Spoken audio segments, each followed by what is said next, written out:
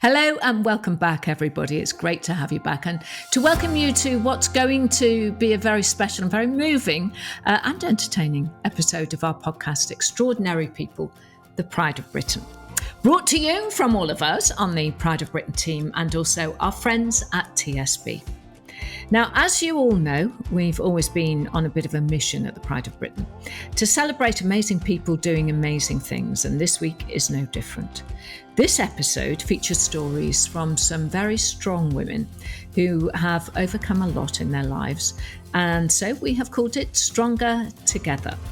Because that idea of solidarity, of strength in numbers, the importance of being part of a community, and family, of course, are themes that shine through. We will be discussing some difficult and some emotional topics, but there is plenty of hope and light in there too. Now, the Pride of Britain, as I always say, has felt like a family. And my first guest is someone who really is at the heart of it all. She is a face and a voice you will all know well. She hosts our Pride of Manchester and our Pride of Birmingham award ceremonies. She's an actress, she's a singer, she's a presenter, and she's an all-round superstar and a wonderful woman. She is, of course, yes, you've guessed it, Kym Marsh. Lovely to speak to you again. Thank you. Tell me about the Pride of Manchester. Was it as glorious as it looked? Do you know, it was absolutely fabulous. And I think, you know, because it was the first time we've been able to be back in a room like that together doing the Pride of Manchester Awards, it was just really, really super special. I think everybody needed it right now. I think everyone just needs that, you know, that those stories and those uplifting moments. And I think it was wonderful. It was great to be back celebrating people. Was it one of those moments where you kind of go and breathe out? It was a bit. It was it was just, I do you know, it was quite funny because I think everybody was just really ready for it. I think everybody was just kind of, you know, really waiting for this night for so long. And yeah, it was one of those moments where it was, you know, the calm had to be instilled and it was all kind of, but it was absolutely wonderful. You know, we had some amazing people giving out awards and we had some, you know, amazing award winners as always, as you know, it's, it was incredible night. It really was. It was wonderful. Oh, fantastic. Now, like you said, you know, we've had the 2 years of the, you know what, which I hate to mention, and things haven't been going on, but they have been going on in your life during that time, like to the nth degree, really. So first grandchild, Teddy, was he's been around during all of the COVID time. You got married, you have another grandchild on the way, and your dad is still going strong and wonderful. So tell me all about that. Yeah, so the last couple of years has been crazy for me, really. I mean, I left Corrie in late 2019 and had all these other things lined up to do. And then, of course, COVID says, oh, no, you don't, lady. So I was like, okay, then that's going to be cancelled. I didn't have a clue, really, what was going to happen. My daughter had just moved out. Emily had just moved out with my grandchild, Teddy. They'd moved out. So that's the first time she's lived away from home with her own baby as well. So I couldn't see her and all of that was like, that was crazy. And then, of course, you know, and then I started, a whole new career started for me, actually, strangely, during lockdown, which was obviously, originally it was Money or Your Life with the lovely Matt Allwright, which then turned into Morning Live with Gethin. And I was, Gethin Jones. Gethin Jones, I know. That boy. It was, you know, I felt so lucky to be able to still work and be out and about doing things during that period of time, because I know that, you know, a lot of people weren't as fortunate. And I really felt very, very lucky at that point, and to be kind of adding another string to my bow, which was quite interesting. And it was a weird period of time, but it was also quite interesting for me because I was learning a lot about myself as well. And then, of course, my dad was diagnosed with stage 4 prostate cancer, incurable cancer, in March of last year. which threw a spanner into the works for all of us, really, as a family. You know, we all life just turned upside down for us. And I then decided to step away from Morning Live at that point, because I couldn't cope with being away from the family. And, it was hard enough as it was without knowing that everything was kind of in turmoil here. So we did that. And then, of course, Scott proposed to me in June last year. I know. And then we brought our wedding forward to October. We're absolutely completely devoted to each other anyway, and he just makes my life. And it felt fine for us to move things forward, because we just wanted to make sure that Dad, because, at that point, none of us really knew, how quickly things would progress with Dad, and whether or not he would actually be well enough to even be there on the day, and whether he'd be able to walk me down the aisle. So we decided to bring the wedding forward, and of course you were there. I was, and he did walk you down the aisle. He did. He did, to a huge cheer, as I remember. He did, yeah. He did. And then a month later, both my children got engaged. So David asked his fiancée, his now fiancée Courtney, to marry him. Mikey asked Emily to marry him. And then David and Courtney found out they were having a baby just before Christmas. I'm exhausted just listening to this. Honestly, the last 3 years has been absolutely insane here. But some good, some bad. But there's never been a dull moment, Carol. No. I know, my lovely. And Scott, of course, for those people listening who aren't aware, is a major in the army. Well, he's probably a captain now, is he? But he was a major. And of course, he was on deployment as well during that time, wasn't he? He was just, He was away on deployment from October 19 and should have come back. He came back for his R&R, his rest and recuperation in the February for 2 weeks. Went back, and then of course COVID hit, and he should have been home in the April, and ended up getting delayed out there by a month, so he didn't come back till May. So actually the 6 months that he was supposed to be away turned out to be 7. And I remember feeling I was so nervous at that point, because obviously, this new thing that was happening, this COVID, no one really knew much about it, and we still don't, do we really? I mean, we know more, but we still don't know too much about it. And it was I remember just feeling really scared and thinking, what's going to happen? I want him to come back. It was bad enough as it was without the world going upside down, but so that's a bit weird, actually. So you had before pre-COVID, you, Scott, Emily, Teddy, and Polly all in the house, and then half of them disappear, and it's just you and Paul, is it then? No, it's David as well. So David's still David's 27 years old, and he's showing no signs of moving out of here. He knows which side his bread's buttered. And David, actually what happened was I gained a daughter during COVID. So Emily went and moved out, but David's partner, Courtney, moved in, because Courtney's an only child, and her parents are like, you're either going to be with David or you're not going to be with David. So you're going to, and that was a really difficult decision for them as well. Actually, they hadn't been together for very long at that point.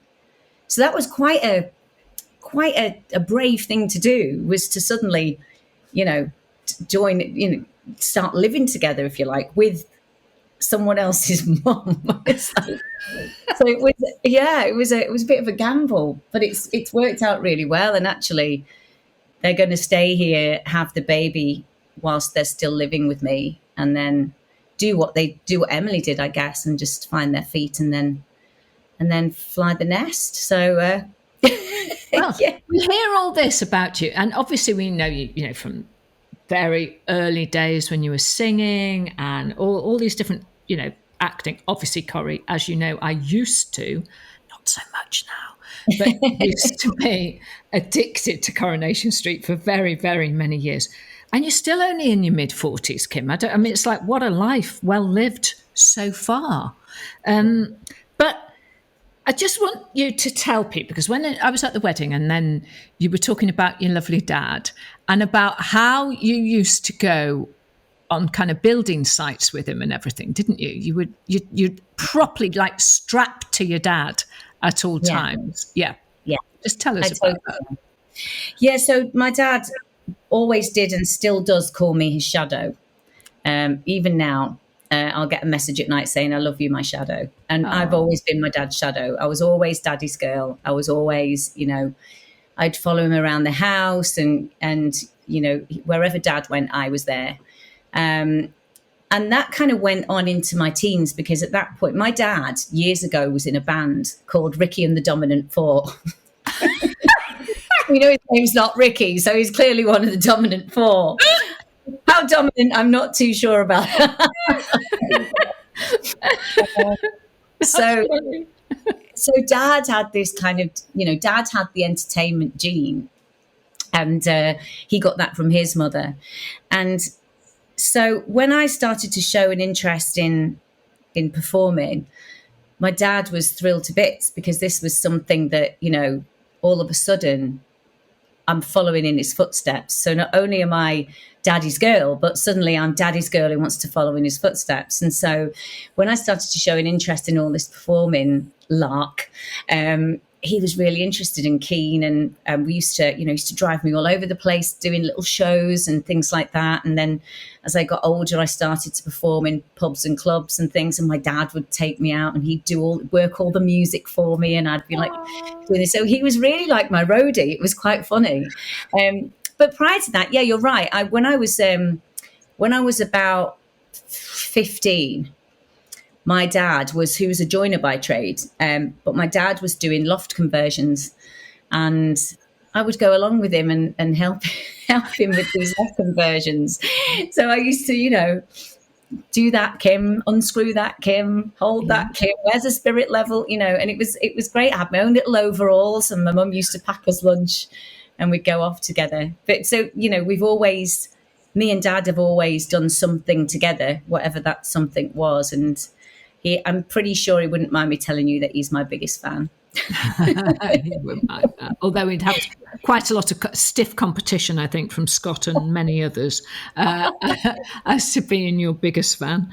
Obviously, we've talked about your dad and his cancer diagnosis. Now, just going back to the Pride of Britain, Kym, there are many people who win awards who have suffered themselves and then gone on to do other things. Obviously I've been doing it forever, but you have been very actively a part of the Pride of Britain family for quite a number of years now. I've found that being around these sensational people just lifts me in a way that nothing else does. Have you found that as well? I have. I think it is one of those things you can't help it. Something rubs off on you. I think it's. I think the very first year I started doing it was quite. It was quite daunting for me because I would get super emotional, but not on the night. I get emotional the day after. Which was, for me, when you think about it, because obviously we have jobs to do, and it's hard not to be. You are emotional, of course you are, but for us to stand on stage and fall to pieces would be the wrong thing to happen. Correct. So actually, you tend to keep it all in, don't you? And then the next day, when you're thinking about it, you just, in the beginning, I wasn't sure what to expect. I wasn't sure how I was going to react, and actually, I was absolutely inspired by these wonderful people that I've met. Their stories move you and they lift you and they encourage you to want to be better. And, there aren't many women as much in the public eye who have gone on to marry a member of the military. And I first met your Scott at the party that we always have after the Pride of Britain. He did. Then I will admit I do imbibe a glass or two after the event. And you said, what do you think of him then? And I thought, oh, it was incredible. And as you know, I'm an honorary group captain in the Royal Air Force. And you spoke about the paras, of course, Scottish member of the paras. But that's something which is very much a part of you and your history, isn't it, too? It is, yeah. My granddad was airborne, 1st Airborne Division. And he was... he'd never really spoken an awful lot about his time in the military, but I don't think very often they did back in the day. And when we think about it now, and we know so much more about mental health and PTSD and everything, I think almost certainly we can probably guarantee that my granddad would have been suffering with PTSD. Yeah. Given the fact that he got the French Star, he was at Sicily.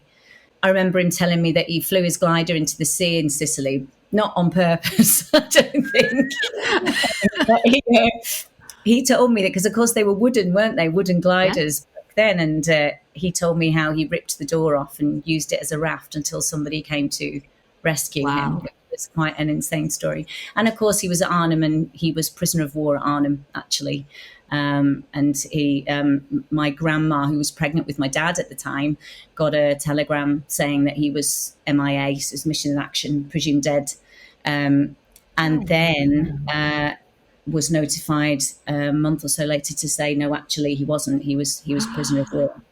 And when I met Scott, that was kind of lovely Anthony Cotton, who we know does so much for the military and is wonderful, and is one of my good friends. And he actually introduced Scott and I, because he'd met Scott during one of the barracks visits that he'd done and befriended him, and had told Scott about my links to the army, in particular the paras. And so that was one of the big conversations that Scott and I very first had. And he said to me, I will find out what I can about your granddad. And I was like, that would be amazing, not thinking that he would. And he actually did. He went and found the welfare card that the Red Cross had sent, the POW, the MIA, and all the rest of it, and where they'd sent it to, my grandma's name. And it was just incredible. And he went and found out more about him and was able to tell my dad more about his own father, which was just an amazing thing to be able to, to be able to be given. What an incredible bond to start with, Kym. Yeah, it is. I mean, we do have a lot in common when it comes to that. And I'm so proud of him. And then I always say that to him, I'm so proud of you. I'm so proud of everything you do. And he just goes, it's just my job.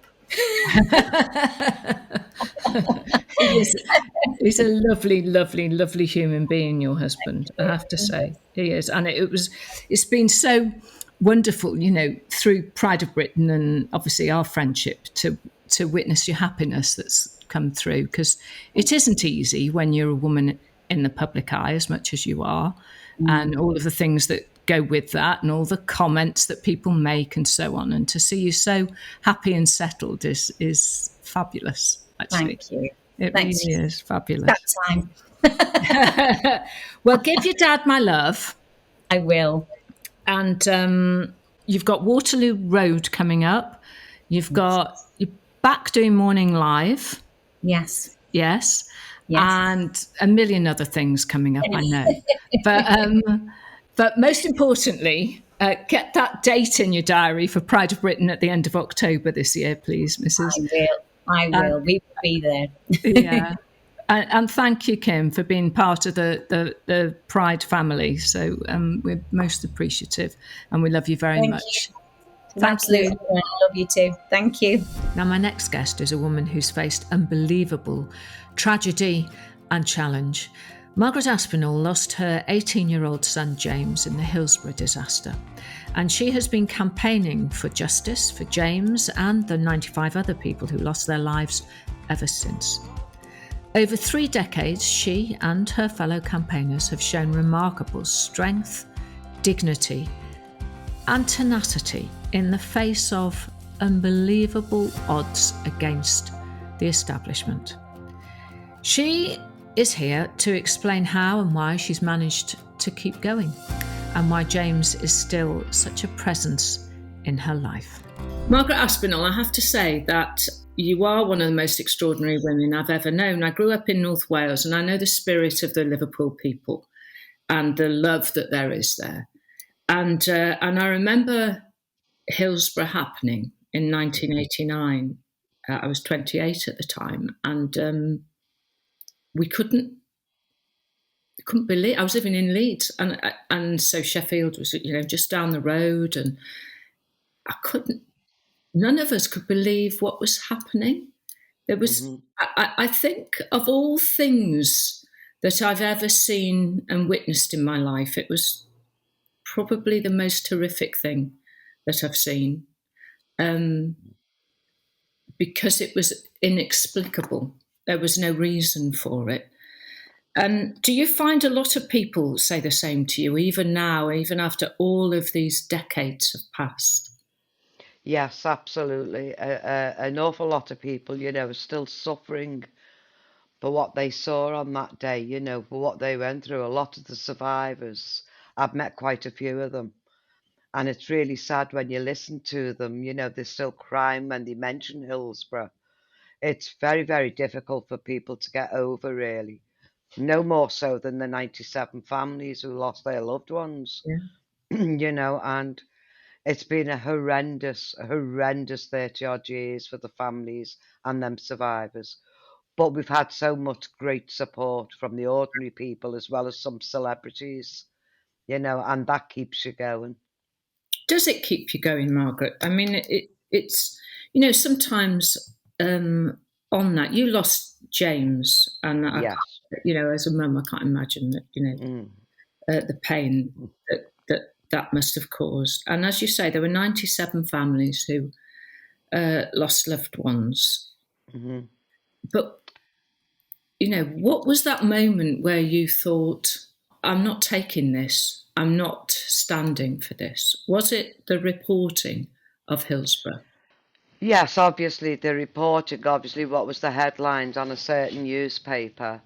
It really, really upset me more than anything to say what they're saying. Was our James ticketless? No. Was James drunk? No, he had no drink in him. Was James late? No, he was in the ground early. He was in the ground around about 1:15. And she said all these things, these scenarios, and it was James's first away game. And that was what was so horrendous for me. I let him go because he was just 18 to his first away game. And little did I know it was going to cost him his life. Even now, talking about it, it still gets to me. Because, and the reason I say that, Carol, is there's been no accountability for that. And that's what angers me, because I remember 4 weeks after the disaster, it was only 4 weeks after, and I don't like to say this or talk ill of anybody, but Mrs. Thatcher's words to me were absolutely horrendous. Absolutely horrendous. What did she say? We were all lined up in the crypt of the Anglican Cathedral because they had a memorial service within 4 weeks. And Margaret Thatcher wanted to meet all the families. And we all got told to go down to the crypt. And we went down to the bottom of the crypt to meet Mrs. Thatcher. And we were all regimented in a line. And she came along each line, shaking everybody's hands and talking to them. And of course, when she got to me, I was still, my head was all over the place. Obviously, it was only 4 weeks after. You didn't have a chance to grieve. And I said to her, Mrs. Thatcher, I said, I can't shake your hand. I said, I'm not being disrespectful, but I can't shake your hand till I find out why my son died at Hillsborough. I said, he only went to a football match and he just didn't come home. And she said to me, there was exact words, and they stick in my head. There were 750 policemen on duty that day, my dear. And I said, well, what would they do, Mrs. Thatcher? There was more than that, but what would they do? And her words to me were, their job, my dear, their job. And I completely lost it. I said, they didn't do the job. At the time, it was 95 people who died on that Yeah. day. I said, 95 people are dead, Mrs. Thatcher. My son is over the road in a grave. I said, they did not. She said, I better step away from you, my dear. She said, you are so angry. I could not believe that woman said them words to me. So I just said to my husband, I have to get out of here now, Jimmy, before I lose it. Yeah. Because I do not want to show her any disrespect, even though I felt she deserved it for saying that. I just got outside and I just burst out crying. And I went over to my son's grave and apologised to him on her behalf. On her behalf, I apologised to my son at the grave. And I knew then it was going to be a cover-up. I just got that feeling, oh my God, this is going to be a cover-up. Them headlines, her saying that, their job, my dear. And I thought, I've got to try and get myself together because I think we've got a big fight on our hands. And we did. You were proven right. We knew things were going on behind the scenes. We knew Mrs. Thatcher had a meeting with Mr. Duckenfield on the following morning at Sheffield. All that was going on behind closed doors. And then if you go back into them days, into the early 80s, you can always remember the miners' strike. Absolutely. And I'm not speaking out of turn here. This should never be edited because it's the truth. Yeah. And people have got to hear the truth. But that was more or less based around Sheffield, wasn't it? Exactly. And it was the South Yorkshire Police with the miners, if you think on. And there was no way she wanted her police force to be blamed for Hillsborough. Do you know what, Margaret? I had never put the two together before. Well, try and put them together, Carol, and think about it. Well, it makes, like I said, I was living up in Leeds through the 80s. So, it was very big, wasn't it? I mean, yes. And I used to see Arthur Scargill in reception at Yorkshire Television where we used to record countdown. So it was like, and it was the only story, wasn't it? Let's be fair. Yes. I hadn't. But if you link them together, you'll find she owed a debt. No, I hadn't linked it. Yes, yeah, and she owed a debt, really, didn't she, to the police for what she'd done with the miners? Yeah. And that debt, I feel, was repaid by Hillsborough. I've always felt that, and I still feel that to this day. Nothing will alter my opinion on that. No, I'm not surprised about that. So this catastrophe, this tragedy, happened on the 15th of April, 1989. Mm-hmm. What happened in the sort of early 90s? How did you cope? Very, very difficult time for not just for me, but for all of the families, and them survivors as well. Yeah. You've got to always remember them, who was part and parcel of, a massive cover up against them as well. Yeah. But what obviously, as you know, we had the Taylor inquiry in the very beginning, and Taylor really put the blame on the police. He said they froze because Duckenfield. If everybody thinks on about this, Duckenfield at the beginning tried to blame the fans for kicking the gates in. Yes, that's right. So he completely lied. And nothing much is said about that. So when was the Taylor report then? Early 90s, I would say. Maybe late 80s, early 90s. Yeah. I can't quite remember the dates now. Yeah. But anyway, the Taylor report came out, and obviously it put the blame onto the police that, they froze. And we all thought, well, that's it then. There it is. They didn't do the job. They froze. Yeah. And Duckenfield lied, opening the gates. He tried to blame the fan. It's all come out. No, and then we had what you call, after that, a generic inquest. And that was to find out how they died, where they died, what caused it. And all of that, the generic inquiry. And that went on for a very, very long time.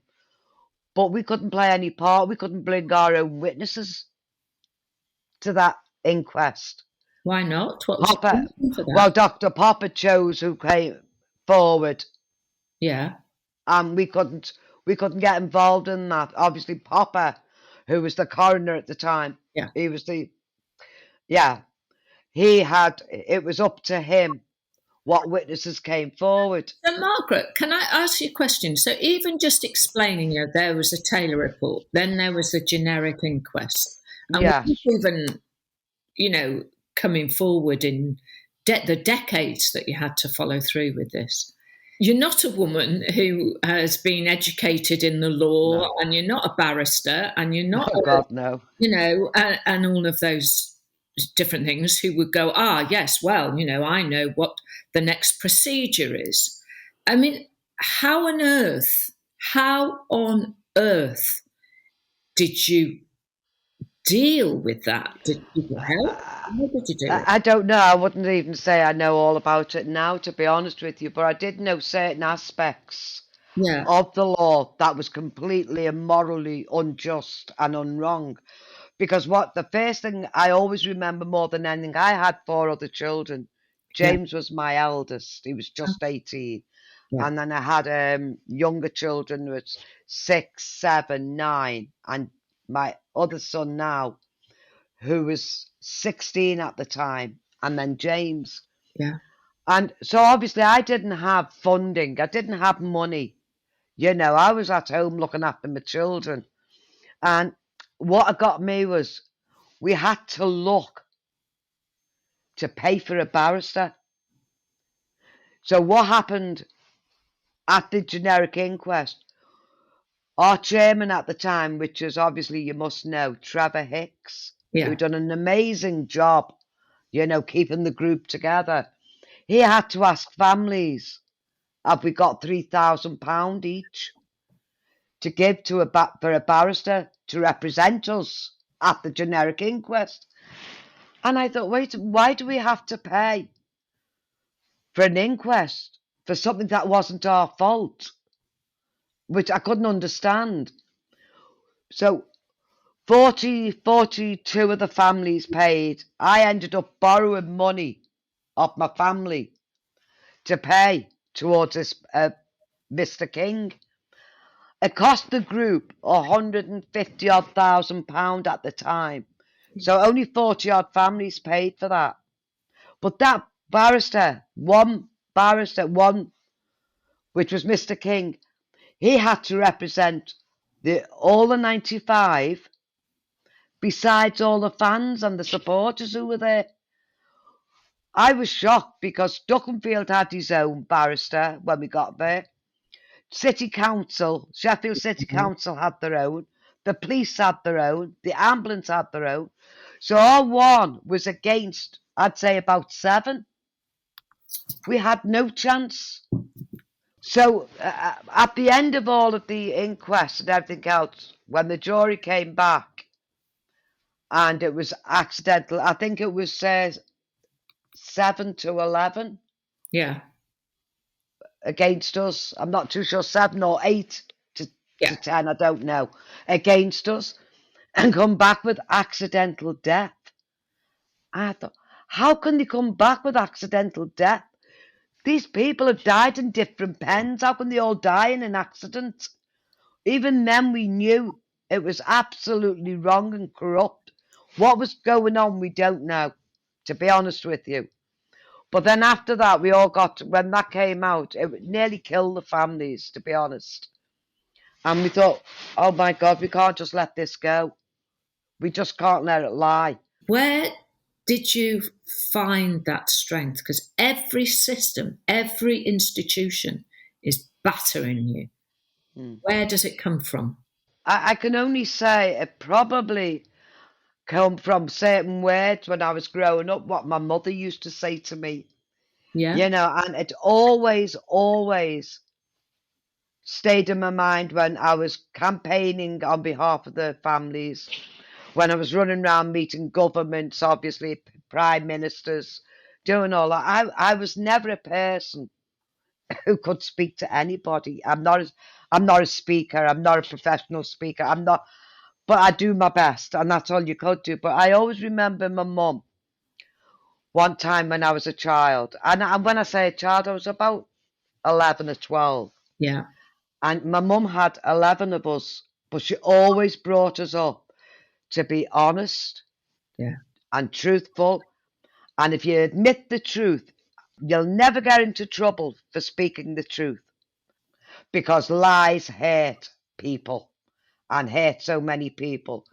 And this particular day, I remember, it sticks in my mind. My mum was pushing the pram with other children in. Yeah. I was walking in ahead of her with my two brothers. Yeah. And I heard my mum laughing at something behind me. So obviously I turned round to see what she was laughing at. And as I turned round, I went bang into a lamppost. Right? Bang. And I didn't half hurt my head. And I remember, I'm thinking my mum was going to give me a cuddle. No, my mum shouted at me. And her words were, and I think it helps anybody, do not look behind. That's your past. You are walking into your future. And anything in your past that you can change when you grow up, you must do it. Yes, it's past. 95 people died. We can't bring them back, but we've certainly got to change things for the future. And I think that gave me the energy, the strength, the commitment. And I'll always have the commitment for the ordinary people. Things we knew, because we've been through so much. When you can go back from the generic inquest to the mini inquest, generic inquest, obviously, then we had judicial reviews, then we had private prosecution, then Jack Straw gave us the scrutiny, which was an absolute disgrace. What he gave us was a disgrace. And he said at the end of the scrutiny, families will get the report first before anybody. When the report came out, we got asked to go up to the House of Commons to receive the report from Jack Straw. We found out when we got there, the police had that report 4 weeks before us. That was a disgrace. So they were prepared. Yeah, of course they were. They were prepared. And all the time, you think it's like your hopes are raised. You think maybe we'll have, something good will happen. Maybe something will good. Maybe we'll have a breakthrough here. Maybe justice, true sense of justice. Well, I'll tell you something, Carol. When we went for the private prosecution. Yeah. When was this? Which was this one, Margaret? That was one of the last ones we had before we got this new inquest, okay? Yeah. We get to the private prosecution. Now, this is what people wouldn't understand. The jury get picked. Yeah. And it was Mr. Hooper who was the judge. And I will never forget, we went through all the evidence, a lot of evidence, that, by the way, we didn't have everything. It was all kept away from us because we were fighting for full disclosure. And we didn't have full disclosure until we got the last inquest, okay? But anyway, when we get to the judge at the end of the trial, looks at the jury and says to the jury, right, these are the points that you have to go through. Now, if you find Mr. Duckenfield and Mr. Murray not guilty on the first question, yeah, you come out. You don't go through the others. You just come out and not guilty. Okay. But if you find him guilty on the first one, you go to the second one. You find him guilty on the second one, you go to the third. The jury go out. After a couple of days, they came back to ask a question on the third point. The judge looked at the families and he goes, this is exact words, and you can look it up. And I knew then, oh my God, another cover up. He turned around and it doesn't mean they found them guilty on the first one or the second. Wait a minute, I wanted to stand up and say, wait a minute, they must have done. To get to the third question, they've got to find him guilty on them other two. Yeah.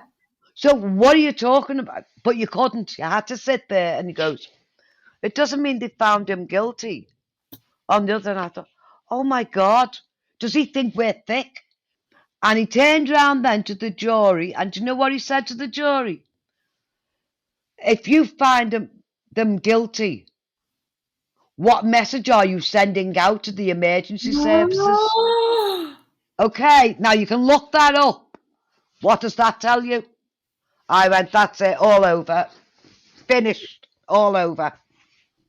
And he came back. They found Mr. Murray not guilty, and it was an open verdict on Mr. Duckenfield. Would you believe that? Didn't you know that, Carol? I didn't know that, no. Well, look it up. I absolutely know. What message are you sending out to the emergency services? What does that tell you? Extraordinary. I mean, this is everything that we've had to go through.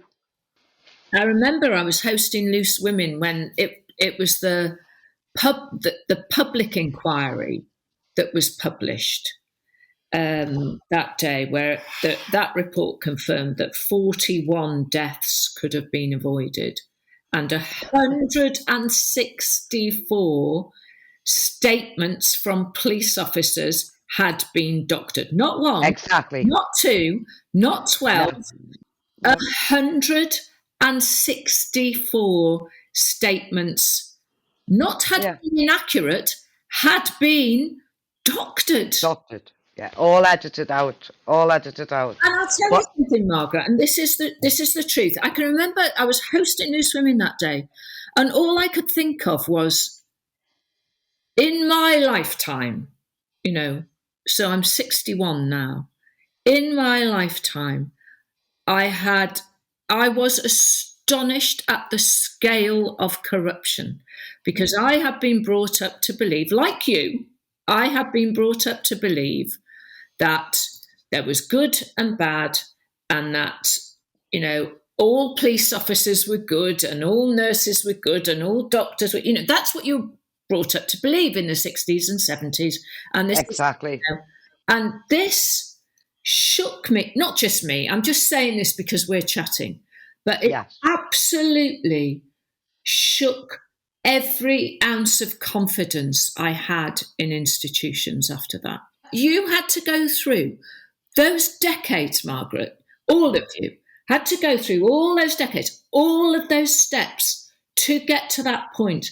And all those years later, there it was, the truth. Because in the very early days, they had like what you call a steering committee. Yeah. Now, in the early days, I can't say how early, but it was in the 90s, because I got the letters at home. And I remember the first thing I wanted to know is, who helped my son? Yeah. Who had, and I will say this openly, Carol, who had the honour, and I will say honour, to have been with my son when he took his last breath on this earth.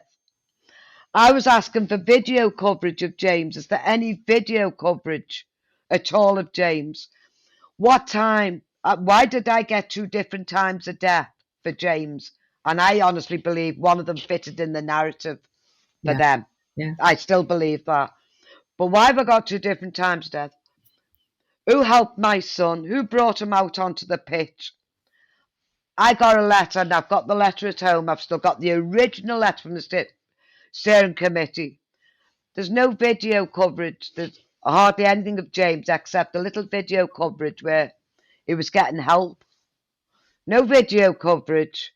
Times 2 different times death. One was a typing error. A typing error. Something that's so important to me. Who helped my son? We know fans helped him, but we don't know who. So I was asking these questions in the very early days, and what I live with now, all these years later, is a lot of guilt. An awful lot of guilt. Why? Why do I? I'll tell you why, Carol. This is so hard. I don't want to end up crying again, because I talk about this, it really gets me. The cover up gets me. I get to the last inquest that we fought so hard for, and got them verdicts overturned and got the correct verdict of unlawfully killed, I find out on my son's one, there was a lot of video coverage of James. Oh, God. Wait a minute. A lot of video coverage of James. James on the pitch early on his back with his arms outstretched, not in a recovery position. A policeman standing by him, throwing a coat over his face. Pathologists, they have a pathologist coming for each individual at the last inquest. He gets asked by Mr. Goldring, sorry, are you saying James could have been saved? And he said, with early intervention, James could have been saved. You find that out 27 years later. And I thought, oh my God, why didn't I look into this more for James? And the only answer I can give for that is I could never talk about James to anybody because I wouldn't be doing my job as a chairman for the other 96 at the, And I thought, if I talk about James, that's not including then all of those people who died. And they're just as important as James. So I used to say to James when I was doing interviews and everything, I'm putting you to one side, love, you're not part of this. You're not part of this. So forgive me, I'm putting you to one side. And that's how I dealt with it. I used to try and pretend James wasn't part of it. So I didn't look into everything of James when I was doing things for the whole group. If you see what I mean. I do see. I do understand, The day that pathologist said that about he could have been saved, that nearly killed me. I wanted to crash my car going home. But yet again, I ended up going straight to the cemetery. I'm apologising to James again because I felt I'd let him down. You mightn't understand that, Carol. God, I still feel I'd let James down. But you hadn't let him down, Margaret. That you've done the opposite because, and for all of those people, and Liverpool is a very special city. The city is a city. I mean, I love my city. Yeah. I mean, we've got bad ones, obviously, like everywhere else has. But the vast majority of people, you hate one, you hate us all. Yeah. Yes. And we click together, we unite, and any injustice we will fight for. Yeah. And that's what Liverpool people have done. Yeah. And the support we've had, but not just from Liverpool, indeed from all over the world as well as all over other cities. And we've proven it, right? We changed the media perception against us. Yes. We proved to them that they were all innocent. Yes. We got the correct verdict, and if we hadn't a campaign, Carol, the way we had, there's nothing down for anybody else in this country. And they would be remembered with the terrible headlines that happened, immediately after. I want to talk to you. Obviously, this is a podcast about our extraordinary winners, and you are one of the most extraordinary, Margaret Aspinall. 2013, when you said earlier about it made a difference when public voices, said that they were supporting you, and you said that did make a difference at various times. And you came to the Pride of Britain Awards, and you had this. I can remember you coming on, and extraordinary standing ovation that went on for forever. What was that like for you, Margaret? That it was absolutely amazing, to be honest with you, because not only for me, but the people who were there that day. Yeah. And I've been to the Pride and won awards at the Pride of Britain. You listen to each and every one of them stories. They are the heroes. They're just ordinary people, like you say yourself when you do your when you come on and you do your speech, and you say these are ordinary people who have fought or have done different things in their life for charities, for other things. And it's not about celebrities. To me, it was a wonderful day, a wonderful privilege and an honour, and to be there and to represent all of them families who had lost from Hillsborough. I felt that award was a big achievement for them, Yeah. and they thoroughly deserved it for the campaigning they've done, for the support we've had from ordinary people. It's for the whole city.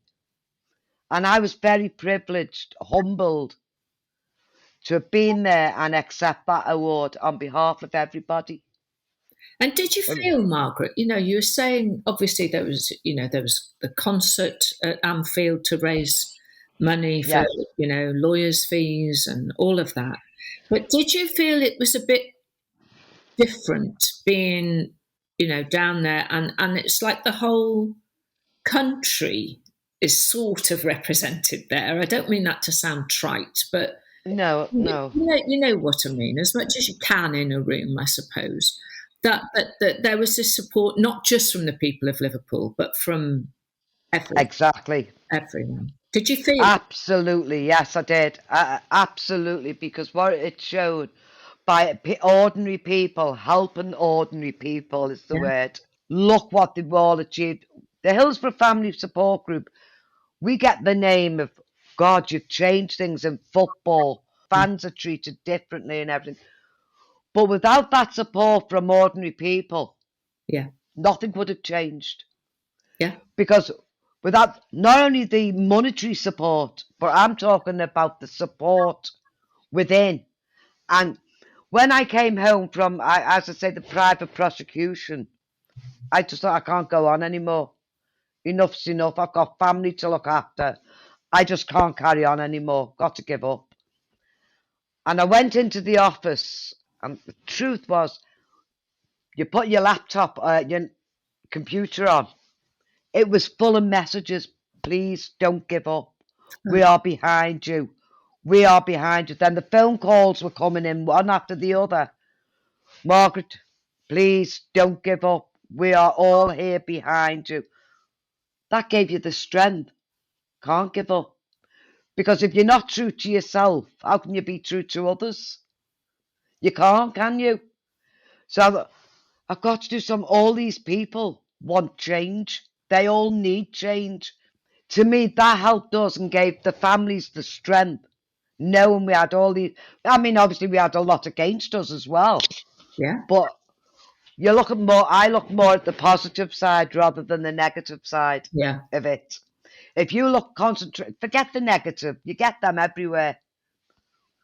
But the vast majority of people are wonderful, and we knew there's laws that's got to be changed for the good of the people who are fighting now, like Grenfell.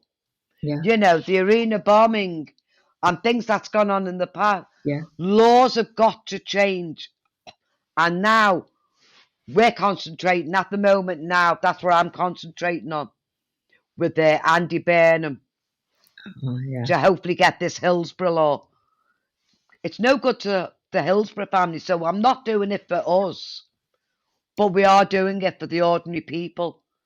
Because why should you have to have a law, and within that law we want a duty of candour? Why do you need a duty of candour? Isn't it the police there to tell the truth? I would. Anyway, so, if you see what I mean. Yeah. But we didn't get the truth from the police. Yeah. And Andy Burnham has been very close to this, obviously. Oh, yes. Yeah. When he was in the cabinet, wasn't he? And he came up to Anfield, didn't he? And he was. That's right.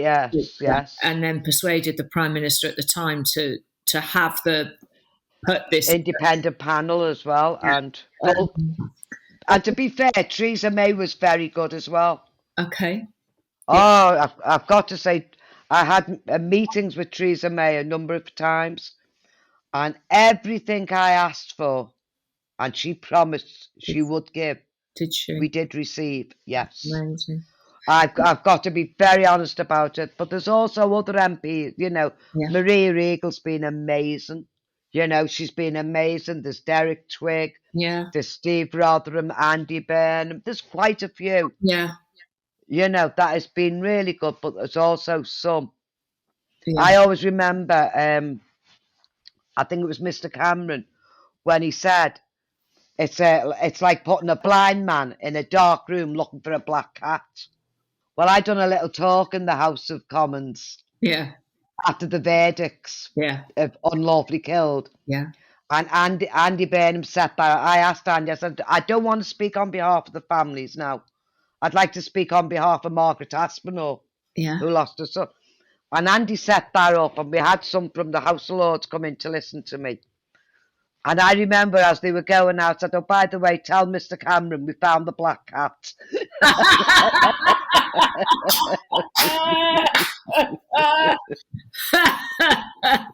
like that. I like that.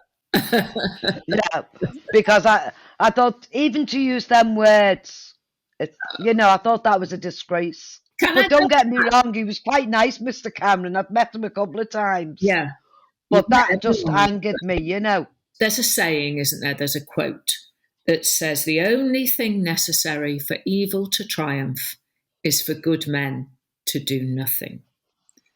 There are many of us who are very lucky, who never get our lives, our families are not involved in tragedies. What would you say to people listening if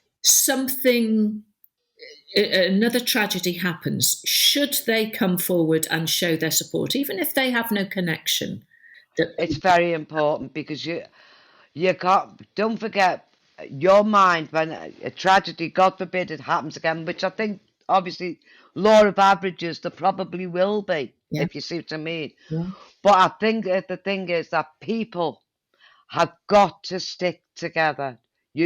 I've always said, if we hadn't have campaigned and carried on, that verdict that we had, accidental death, would have stood. Now, people were saying, even MPs and well-educated people were saying to me, Margaret, you'll never get them verdicts changed. Yeah. There's no way that the government or anybody will allow 96 verdicts to be altered. You'll never get them changed. Well, you just look at the Hillsborough families. Yeah. We carried on fighting. We overturned them verdicts. We ended up getting the correct verdict. The only thing we haven't got is accountability. Yeah. And why haven't we got accountability? Because, yet again, I say the last trial that we had with Duckenfield and the other three men in there, which was Denton, Foster and Metcalfe, it was a cover-up. Again? It was another cover. Yeah, it's a cover-up over a cover-up. Because he threw it out. He threw it out on a technicality. What was the technicality? The technicality, as far as I'm aware, was when they gave evidence to the Taylor inquiry in late 80s or early 90s. The very first one. The very first one. Yeah. He went under oath. Huh? But that evidence, they went under oath. Now, this is the police, went under oath. So that evidence could not be brought forward at this last trial. But that evidence gave us the accidental death verdict. If you see what I'm trying to say. Yeah, to know exactly what you're saying. So you can. So it's a cover-up over a cover-up over a cover-up. Yeah. That we've still got to try and alter. I just want to ask, how do you continue to remember James, as the years go by? Because it's what now, 33 years. 33 yeah. Years, yeah. How do you mark it, if you do mark it? I'm sure you do. Oh gosh, I mark James every day anyway, to be honest with you. I've got a photograph at the side of my bed of James, beautiful picture where he's smiling, he's happy. I open my eyes and I just say, morning James, hope you're all right. Just go down the stairs, I carry on. I think of James every day. All these years on, there's not a day goes by. But sometimes when I'm doing a lot of washing in the machine for my other children, and I'm pulling it all out to peg on the line, I'm going, none of this is yours, James. I talk to him. Look at all this washing your mum's got, and yet I haven't got nothing of yours here. Where's all this washing come from? But that keeps you going. Because when you're talking about them, when you're thinking about them, they've not gone. They're there with you. And I do believe James has given me a lot of strength also. But through James's death, and I know this sounds awful, I mean, I get invited to the games and things like that. The club has been amazing. It's not me that should be there. Yeah. I know it should be James, but I know the reasons why I'm there, if you understand what I mean. I do. And I always say, James, look at the lovely people I've met, James, because I've lost you. But look what you've shown me, all these lovely people. How good people are, how generous they are. I'd have never have known that, only through losing poor James and the other 96, obviously. And it's because of them that I've met these lovely people.